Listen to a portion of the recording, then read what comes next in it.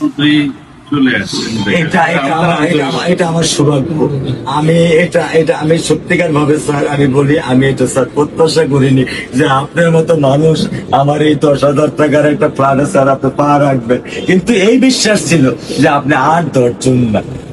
যে মানুষ ট্রাফিক সিগন্যালে দাঁড়িয়ে থাকে, নিয়ম মেনে চলে, সে মানুষকে বুঝতে স্যার আমার এইটুকু বয়সে স্যার যথেষ্ট স্যার। স্যার আপনি একটু ধৈর্য ধরবেন। আমি ওকে কোনো নিয়ন্ত্রণ করতে পারতেছি না।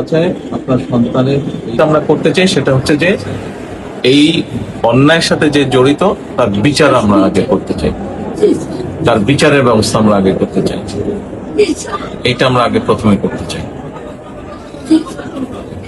আপনাদেরকে শক্ত থাকতে হবে, ধৈর্য দিতে হবে, ওর দিকে তাকিয়ে শক্ত থাকতে হবে। এক সন্তান আল্লাহ নিয়ে গেছে, আরেক সন্তান আপনার কাছে আছে, ওর কথা মনে করে আপনাদেরকে শক্ত থাকতে হবে, ওর দিকে তাকিয়ে। ঠিক আছে?